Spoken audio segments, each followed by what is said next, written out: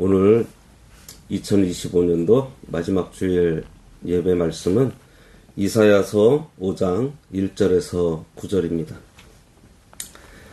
나는 내가 사랑하는 자를 위하여 노래하되 내가 사랑하는 자의 포도원을 노래하리라.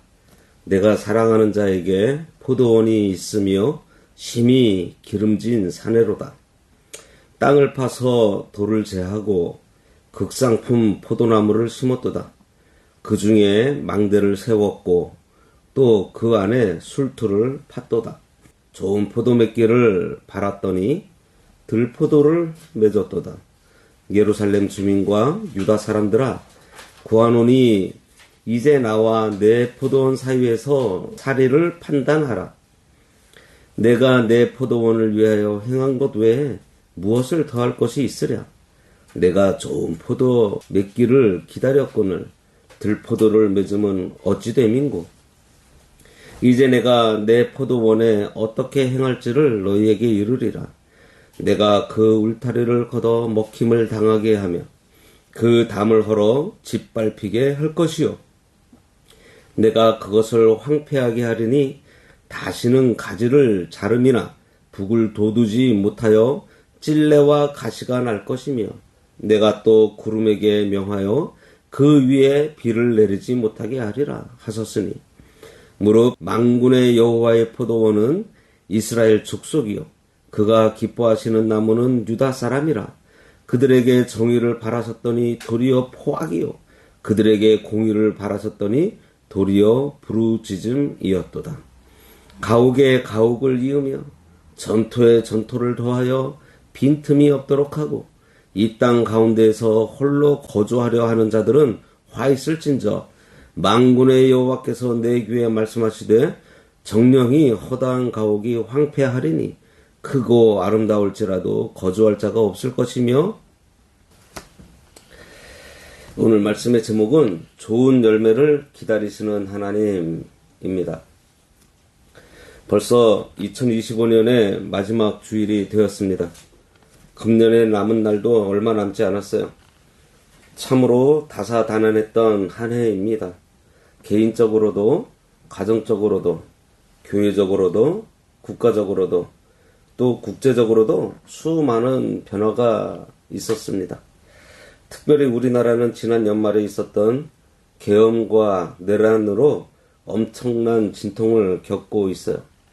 많은 어려움이 있지만 하나님의 은혜와 도우심으로 잘 이겨내고 있는 것 같습니다. 어쨌든 이제 한 해를 결산해야 돼요. 매년 연말마다 개인이나 단체, 국가들은 결산의 시간을 갖습니다. 그 이유는 보다 나은 내일을 위해서 혹시 지난 일 중에 시행착오는 없었는지를 살펴봐서 그것을 개선하고 대책을 세우는 결산의 시간을 가져요. 특별히 성도들은 하나님 앞에서 우리의 신앙생활을 중간중간 점검해야 합니다. 하나님께서 마지막 결산을 하기에 앞서서 여러 모양으로 우리들이 점검해야 돼요. 그리고 하나님께서는 우리 삶에 대해서 총 결산할 것을 말씀하고 계십니다. 때문에 본시험을 앞두고 모의고사를 치르는 것처럼 중간중간 우리의 삶을 평가해 볼 줄 알아야 합니다. 그래서 한 해의 끝에 연말마다 정산하고 점검하는 일은 좋은 일인 것 같아요.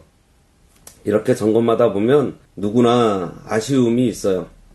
먼저 알아야 할 것은 우리가 한 해 동안 겪은 다사다난했던 여러 일들은 우리를 기르시기 위해서 하나님께서 허락하신 사건과 환경이었다는 것을 알아야 합니다.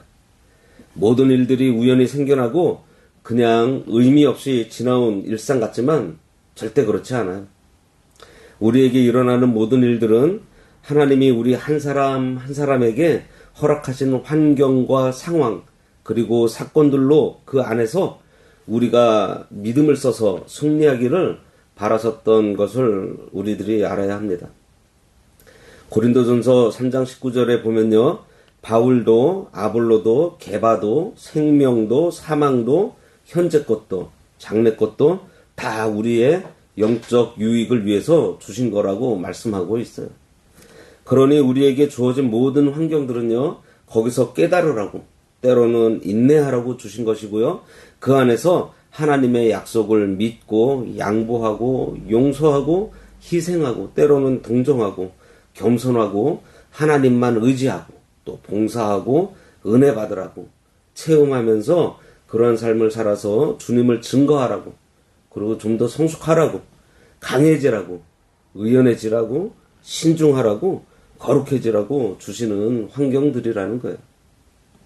그러니 어떤 환경이나 사건을 믿음으로 받으면 그것들이 합력해서 선을 이루게 됩니다. 그래서 한 해 동안 나와 관련해서 있었던 사건 하나하나에 대해서 그냥 스쳐보내지 말고 남은 시간 동안 깊이 생각하면서 정리하는 시간을 갖는 것이 아주 좋아요. 그리고 한 가지 더 생각해야 할 것은요, 하나님께서 우리가 영적 열매를 맺게 하시려고 많은 은혜를 베풀어 주셨다는 사실입니다. 오늘 본문 말씀을 보면 하나님은 이스라엘에게 지극한 관심과 애정을 가지고 갖가지 은혜를 베풀어서 극상품의 포도 열매를 얻기를 원했다고 했어요. 이렇게 이스라엘에 대한 관심과 애정을 포도나무에 비유하시면서 포도나무에서 극상품의 포도를 바라고 모든 것을 아끼지 않았다고 하셨습니다. 어떤 일을 하셨는지 보면 먼저 아주 기름진 산을 구입하셨어요. 이것은 가나안 땅에 그들을 정착시키신 것을 말씀하고 있어요. 그리고 땅을 파서 돌을 제거했다고 했습니다. 이것은 가나안에 거하던 원주민들로 이스라엘을 대적하던 원수들을 제거해 주셨다는 것을 얘기해요. 거리끼는 것들을 다 제거하신 후에는 극상품 포도나무를 구입해서 심으셨다고 했어요. 이것은 온갖 특별 은혜를 주셨다는 것입니다. 그리고 그냥 방치하신 것이 아니라 망대를 세우셨어요. 하나님의 보호와 임재를 나타내는 성전을 세워주셨습니다. 그리고 포도 열매가 열리면 그 포도로 기쁨을 주기 위해서 포도원 안에 술 저장고를 만들었다고 했어요. 이것은 이스라엘로 하나님 안에서 즐거움을 누리도록 거룩한 예배와 법도 그리고 은혜의 방편을 하나님께서 제공해 주셨다는 것입니다. 울타리와 담장을 치셨다는 것은 이방 나라로부터 하나님께서 지켜주심으로 두려움을 제거해 주신 것을 말하고요. 가지를 자르고 북돋게 하신 것은 선지자들을 보내서 관리해 주었다는 것입니다. 그리고 비를 명해서 제때에 내리기도 하신 것은 하나님께서 일반적인 자연은총을 내려주셨다는 거예요. 하나님께서 우리 성도들에게 베푸시는 은혜가 얼마나 후하고 완벽하고 세밀하게 내려지고 있는 것을 우리가 이 말씀을 통해서 알 수가 있습니다. 하나님께서 세심하고 자상하게 모든 것을 완벽하게 마련해 주시고 열매만 맺으라고 하신 거예요. 구약시대 때 하나님은 이스라엘 백성들에게 유익을 주시려고 성전도 주시고 제사장, 선지자, 사사, 구약의 율법, 이적도 행하시고 기사도 행하시고 여러 가지 제도를 주시고 하나님의 보호와 감동 등 끊임없이 하나님께서 그들에게 제공해 주셨어요. 그런데도 불구하고 그 결과가 뭐예요? 극상품 포도를 기대했는데 가치 없는 들포도를 맺었다고 하나님께서 한탄하십니다. 하나님께서 성도들에게 좋은 열매를 기대하고 갖가지 은혜를 주시는데 좋은 열매는 안 맺히고 참 보잘것없는 것들만 맺고 있다는 거예요. 그래서 들포도가 맺힌 것을 보고 화가 나고 실망한 주인은 이 포도원을 어떻게 한다고 해요? 먼저 울타리를 걷어서 먹힘을 당하게 한다 그랬습니다. 하나님의 보호가 떠나서 대적에게 먹히게 하신다는 거예요. 그리고 담을 헐어 짓밟히게 한다고 했어요. 이것은 이방 나라에게 유린당하게 그냥 두시겠다는 것입니다. 이제는 더 이상 가지를 쳐주지도 않고 북돋아 주지 않는다는 것은요, 더 이상 선지자들을 통해서 권고하거나 교훈하지 않으시겠다는 거예요. 이 일은 말라기 이후에 무려 400년 동안 하나님께서 선지자를 보내지 않았어요. 그렇게 하나님의 도움을 받지 못하니 진려와 형국이 나서 고통과 악한 환경에 빠지게 되는데 구름을 명해도 비가 내리지 못하게 하시겠다고 하시면서 일반적인 자연 은총마저 거두어 가신다는 겁니다. 올 한 해 동안 하나님께서 우리들에게 참 많은 은혜를 주셨습니다. 많은 진리의 말씀도 주셨고요. 성령의 감동도 주셨고, 지도자들을 세워주셨고, 성경을 주셨고, 안정된 가정환경을 주셨고, 좋은 기후도 주셨고, 건강도 지켜주셨고, 사경회를 통해서 은혜를 받게도 하셨습니다. 은사를 주시고 믿음의 형제들도 만나게 해주셨어요. 그리고 하나님의 보호하심으로 사탄의 공격도 막아주셨고 위기의 순간들을 잘 감당하게 도와주셨습니다. 이처럼 한 해 동안 받은 것들이 너무나 많아요. 돌아보면 하나님께서 한 해 동안 우리에게 정말 많은 은혜를 베풀어 주셨습니다. 왜 은혜를 주셨다고요? 극상품 열매를 맺으라고 은혜 주셨다고 했어요. 하나님께서는 이 모든 환경을 통해서 우리 삶을 통해서 우리의 의가 이루어지고요. 하나님의 나라가 확장이 되고 하나님께서 거기서 영광을 받으시고 그러는 가운데 우리들은 하나님의 형상을 닮아가고 하나님의 뜻이 성취가 되고 복음이 전파되고 하나님의 통치가 커지는 것을 바라고 계신 거예요. 그리스도의 장성한 분량까지 우리들이 계속해서 자라나고 하나님께 대한 사랑이 커지고 변화되고 능력이 커지고 고상해지고 형제 우애하고 격려하고 도와주고 경건해지고 소금과 빛의 역할을 잘하고 자기를 건설하고 선한 사업에 부하고 하나님과 영적인 교제를 나누고 거룩한 산 제물로 드려지기를 바라면서 우리들에게 모든 은혜를 내려주시고 채워주셨습니다. 그러면 우리는 과연 하나님께서 원하시는 좋은 풍성한 열매를 맺었나요? 하나님께서 기뻐하시는 모습으로 우리가 지난 1년 동안 자랐나요? 하나님께서 우리에게 베푸신 은혜에 비해서 우리가 맺은 열매들은 너무 미미하지 않나요? 아니, 오히려 우리가 들포도를 맺고 있지 않습니까? 만일 하나님의 뜻대로 살지 못했다면 그 이유가 있어요. 그 이유가 오늘 본문 말씀에는요, 이스라엘 백성들이 많은 하나님의 은혜를 받고서도 좋은 열매를 맺히지 못하고 도리어 들포도를 맺은 이유를 5가지로 정리하고 있습니다. 본문에 거론되고 있는 이유들은 오늘을 사는 우리들이 열매를 맺지 못하는 이유와 똑같아요. 수천 년 전 성도들이나 오늘을 사는 우리들이나 똑같은 이유 때문에 좋은 열매를 맺히지 못하고 있었던 것입니다. 하나님의 풍성한 은혜가 있음에도 좋은 열매를 맺지 못하는 이유는 첫째로 세상을 따라서 물질 중심으로 살았기 때문입니다. 8절에 보면 가옥에 가옥을 이으며 전토에 전토를 더하여 빈틈이 없도록 하고 이 땅 가운데서 홀로 거주하려 하는 자들은 화 있을진저 그랬습니다. 이스라엘은 분배받지 않은 땅은 희년이 되면 돌려줘야 해서 영구히 소유할 수 없다는 것을 알면서도요, 그 땅을 사들인 것은요, 그들의 탐욕이 얼마나 심했는지를 보여주고 있습니다. 그들은 더 좋은 집, 더 많은 집을 소유하려고 토지를 점점 더 확장시켜 가면서 더 많은 토지를 소유하고 욕심을 따라가며 재물을 모으는 데 급급했어요. 영적인 것을 추구하는 것보다 집을 사고 땅을 사고 돈을 모으고 세상에서 출세하고 직장에서 승진하는 것 등등 물질 중심, 세상 중심, 육신 중심으로 살아왔기 때문에 들포도를 맺었던 것입니다.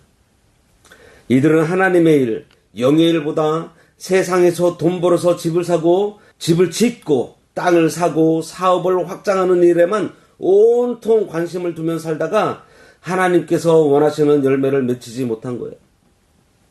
세상 중심, 물질 중심으로 살아가게 되면 영적이고 진정한 가치에 대한 일들은 뒷전으로 밀릴 수밖에 없습니다. 눈에 보이는 그것들을 위해서 염려하게 되고요, 고민하게 되고, 그러면서 마음이 급해지고 거기에 집중하다 보니 바라보는 안목이 좁아지게 되어 있어요. 크게 생각한다거나 멀리 보지를 못합니다.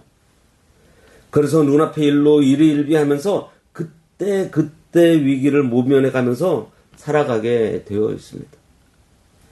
반대로 영적인 것을 지향하면서 거룩한 동목을 찾아가다 보면 세상적인 것에는 관심이 덜 기울어지게 돼요. 누가복음 21장 34절에서는요.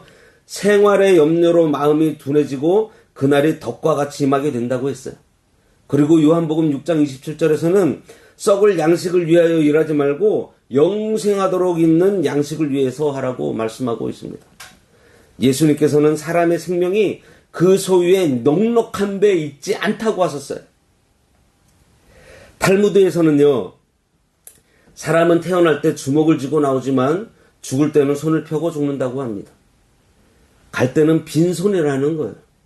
재물은 우리에게 기회를 주기도 하지만 위기를 가져다 주기도 해요. 하나님께서 우리에게 재물을 주셨을 때에는 거기에 대한 책임도 같이 주셨다는 사실을 우리가 알아야 합니다. 재물을 많이 가지고 있으면요, 4가지 함정에 빠진대요. 첫 번째가 스스로 귀족이라는 함정에 빠진다고 합니다. 물력으로 사람을 부리고 지시하고 일시키고 고급 식당 가는 것을 즐기고 좋은 차를 굴리고 좋은 집에 살다 보면 자신도 모르게 우쭐해서 자기 스스로 귀하게 여기는 함정에 빠진다는 거예요. 두 번째로는 스스로 의인이 되었다는 함정에 빠진다고 합니다. 중요한 자리에 있다 보니 결정하는 사람이 되고 판결해주는 입장에 서게 되는 일이 많으니 자신도 모르게 의인이 된 줄로 착각하게 된다는 거예요. 탐욕이라는 함정에 빠지기 쉽다고 합니다. 재계 8위는 재계 7위에 오르려고 안간힘을 쓰고 또 7위에 오르면은 좀 5손가락 안에 들어가려고 하고 3손가락 또 세계 무대 진출로 자꾸만 키워가면서 만족이 없다고 해요. 그랜저 타다가 제네시스로 바꾸고 싶고 벤츠나 BMW로 바꾸고 싶고 그러다가 포르쉐 타고 싶고 람보르기니 타고 싶고 끝이 없습니다. 네 번째로는 재물이 우상이 되는 함정에 빠지게 된다고 해요. 돈을 섬기고 돈을 의지하고 돈의 노예가 되어서 하나님께서 제일 싫어하는 죄, 우상을 섬기는 죄에 빠지게 되는 것입니다. 성도는 영적인 것이 풍요로워지고요. 인격이 고상해지고 정신이 강해지고 영권이 강해지고 지성이 커지고 의지와 기상과 기풍을 키워가는 데에 더 가치를 두고 살아야 돼요. 그렇지 않으면요. 결코 만족하지 못합니다. 그리고 열매 맺지 못하는 두 번째 이유는 세상 향락과 오락에 빠졌기 때문이에요. 11절에 보면 아침에 일찍이 일어나 독주를 마시며 밤이 깊도록 포도주에 취하는 자들은 화 있을진저. 이른 아침부터 밤 깊도록 독주에 취하고 포도주에 취해서 살다가 귀한 열매를 남기지 못했습니다. 이스라엘 백성들이 하나님이 주신 동산에서 하나님이 주신 은혜로 그 풍요함을 가지고 믿는 일, 거룩한 일을 한 것이 아니라 그것으로 인간의 쾌락과 향락에 빠져 육신의 쾌락을 즐기는 일로 아침부터 밤까지 허송세월을 보내니 열매 맺지 못한 거예요. 아무리 소유해도 만족하지 못하니 향락과 오락으로 술로 자기의 만족을 채우려고 하지만 만족하지 못합니다. 향락과 오락 그리고 술은요 우리의 정신을 마비시켜서 똑똑한 정신을 무질서하도록 해서 공허하게 만들어요.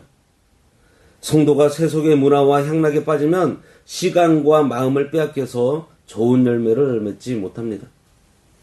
성도가 영적으로 자라지 못한 상태에서 물질적인 여유와 풍요를 갖게 되면 그것을 가지고 타락하고 방종하고 교만과 자랑과 사치하게 되고 마침내 하나님의 진노를 사게 되는 거예요.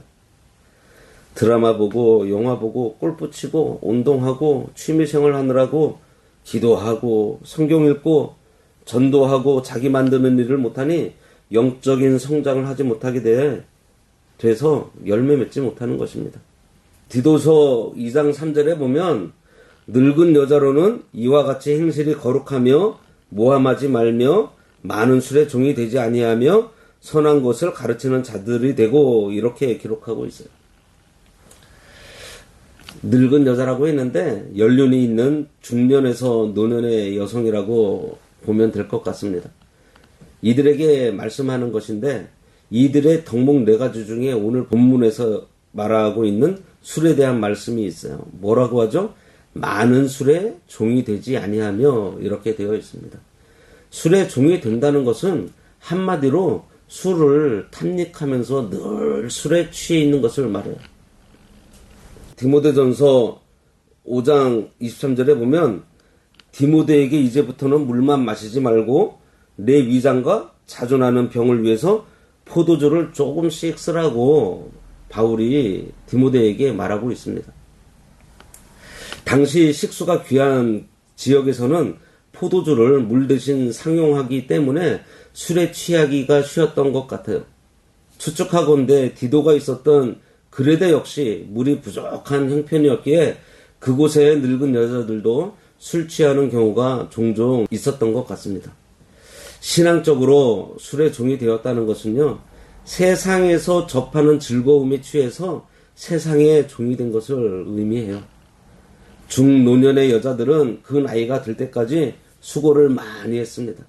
그리고 이제 그 나이가 되어서 어느 정도 여유를 누릴 수 있는 특권이 있고 그 안에는요 분명히 즐거움이 있을 수 있어요. 포도주가 약으로도 식수로도 허용된 것처럼 하나님께서 우리에게 허용하시는 범위들이 있어요. 허용되는 시간, 허용되는 즐거움, 편안함, 물질, 여유, 여행, 뭐 그런 것들, 누리는 즐거움, 이런 것들입니다.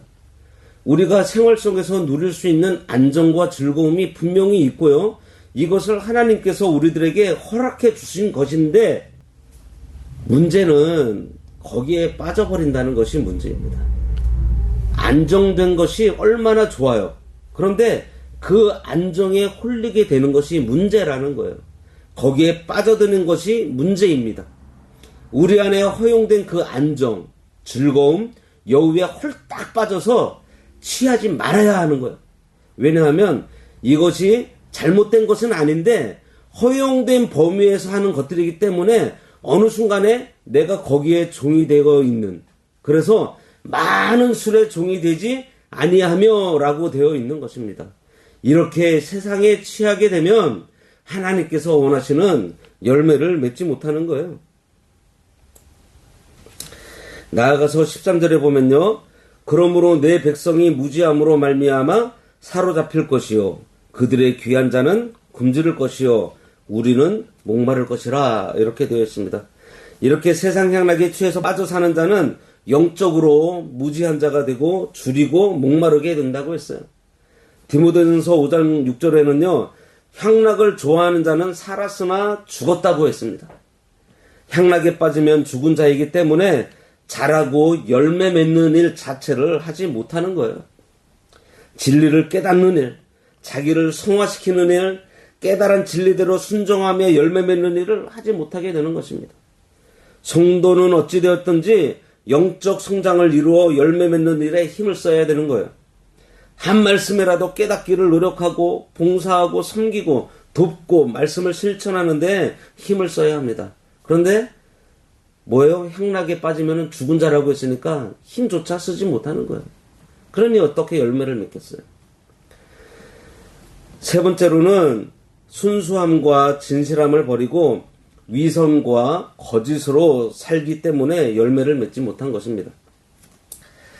순수함 없이 수단과 방법으로 살았기 때문이에요.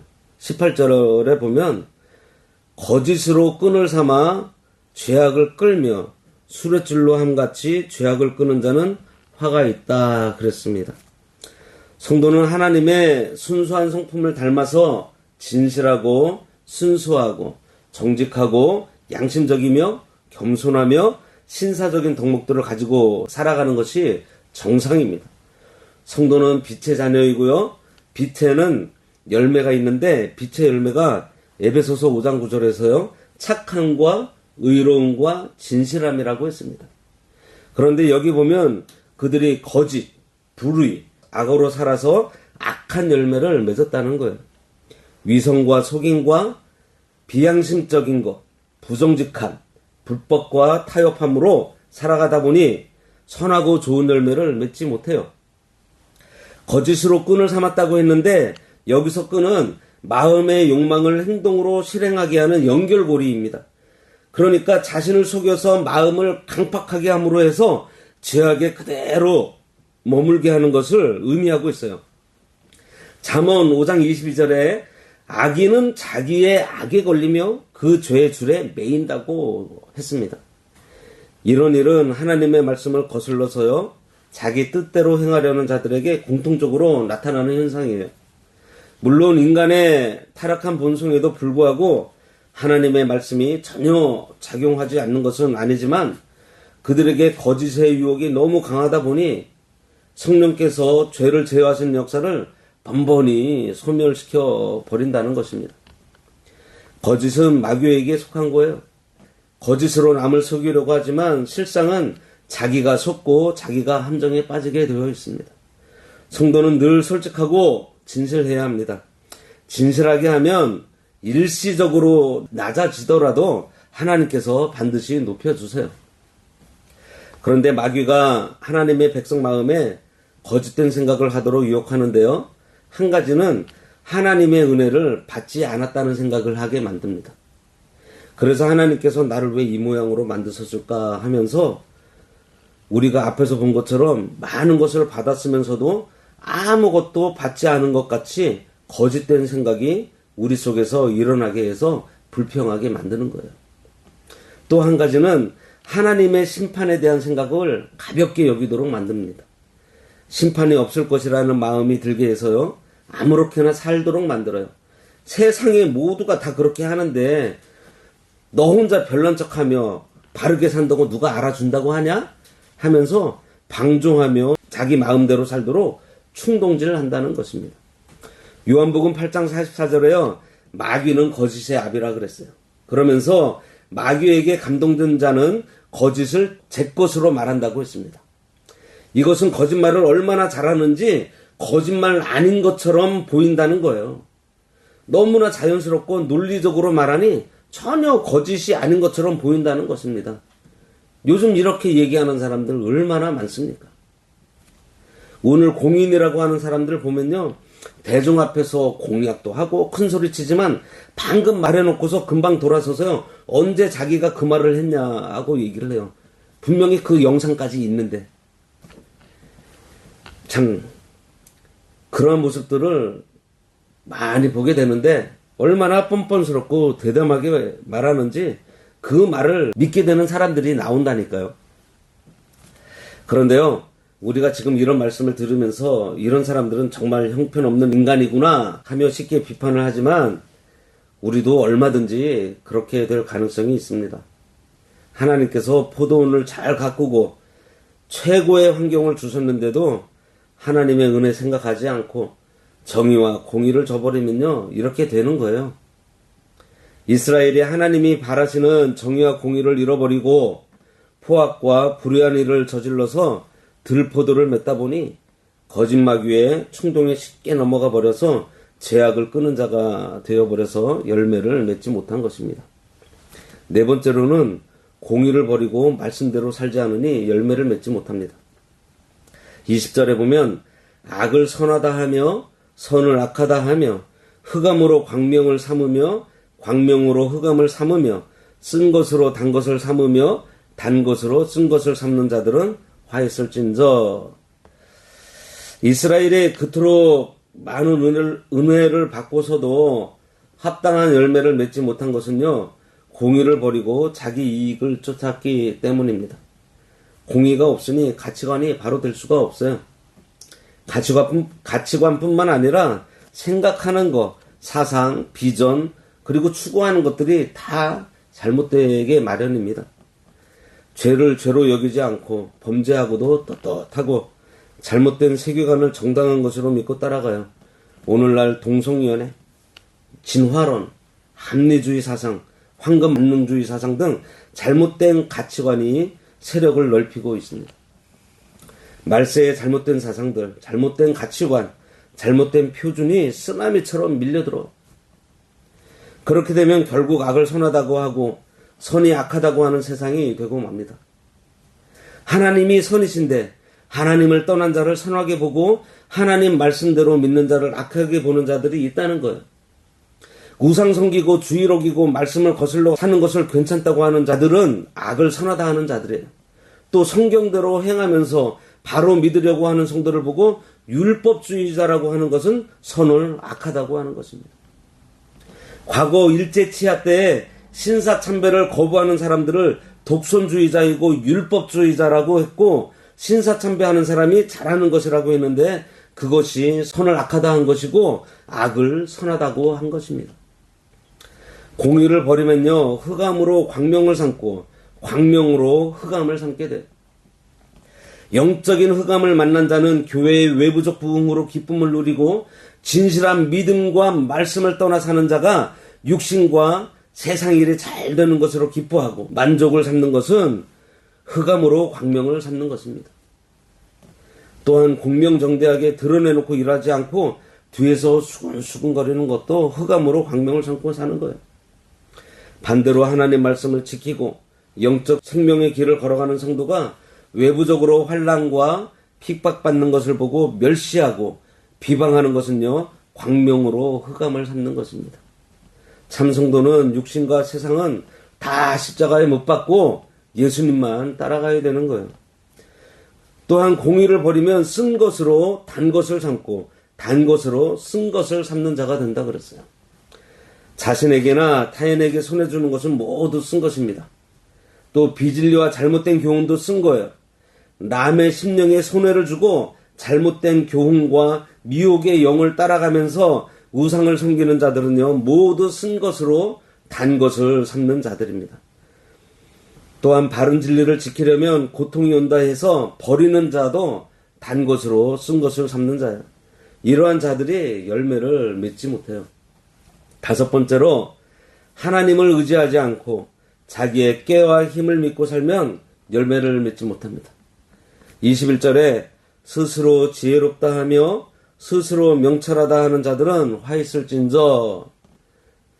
스스로 지혜롭고 명철하다고 생각하는 사람들은 자기 지혜를 믿는 사람들입니다. 자기 지혜를 믿는 사람들은요, 자기 꾀에 자기가 빠져요. 고린도전서 3장 19절에 이 세상 지혜는 하나님께 어리석은 것이니 기록된 바 하나님은 지혜 있는 자들로 하여금 자기 꾀에 빠지게 하신다고 기록했습니다. 이 말씀은 욥기 5장 13절 말씀을 인용한 것인데요. 거기에는 지혜로운 자가 자기의 계략에 빠지게 하시며 간교한 자의 계략을 무너뜨린다, 이렇게 기록되어 있어요. 인간의 지혜를 써서 자기만을 위해서 계략을 꾸미고 간교한 계획을 세우는데 결국 자기 꾀에 자기가 빠진다는 것입니다. 자기 지혜를 의지하는 자는 참으로 어리석은 자들이에요. 인간의 지혜로는 하나님과 영생의 길을 알지 못한다고 고린도전서 1장 21절에 말씀하고 있고요. 인간의 지혜로는 십자가에 못 박힌 그리스도의 도가 어리석게 보인다고 했습니다. 이 세상 지혜는 하나님 앞에서 모두 미련하고 헛된 것들이에요. 미련하고 헛된 인간의 지혜를 가지고 하나님의 말씀을 믿지 않으니 어리석을 수밖에 없습니다. 하나님의 말씀에는 참 지혜이신 하나님의 뜻이 담겨 있으니 말씀을 따라가는 자가 참 지혜로운 자예요. 자기의 지혜를 의지하는 자 역시 마귀의 유혹에 빠지기 쉽습니다.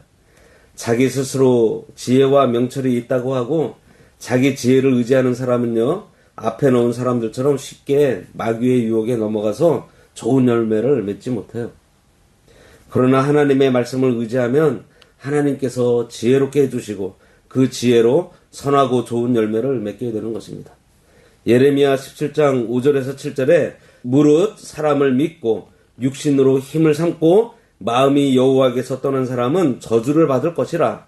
그는 사막의 떨기나무 같아서 좋은 일이 오는 것을 보지 못하고 광야 간조한 곳, 건건한 땅, 사람이 살지 않는 땅에 살게 되지만 여호와를 의지하며 여호와를 의뢰하는 복을 받는다고 했습니다. 성도인 우리는 범사의 하나님을 인정하면서 살아야 합니다. 그럴 때 극상품 포도 열매를 맺게 돼요. 오늘 말씀을 통해서 지나온 한 해를 우리가 소홀하게 여기고 소모하지 않았는지 살펴보면서요, 남은 시간들 자신을 잘 결산하고 그래서 새해에는 열매 맺는 성도들이 되어야 하겠습니다. 기도하겠습니다. 하나님 아버지, 세상 물질에 마음을 두고 오락과 환락에 빠져 살며 거짓과 위선을 행하고 참 진리이신 하나님의 말씀을 버리고 스스로 지혜롭다 하며 살아감으로 열매를 맺지 못한다고 하셨습니다. 2025년도 한 해 동안 저희들을 돌아보니 이러한 행위로 열매 맺지 못한 것들이 참으로 많음을 깨닫게 됩니다. 불쌍히 여겨 주시옵소서. 하지만 새해에는 저희들 우리 아버지 하나님을 우리 중심에 모시고 거룩하고 경건한 삶을 살며 진실함과 선함으로 행할 때 아버지 하나님의 말씀에 꽉 붙잡혀서 온유하고 겸손함으로 좋은 열매를 맺기 원하오니 저희들의 심령을 붙잡아 주시고 하나님의 능력의 손으로 굳게 하시고 은혜 주셔서 좋은 열매 맺어 하나님을 기쁘시게 하는 새해가 되기를 간절히 원하오며 예수님의 이름으로 기도드리옵나이다. 아멘.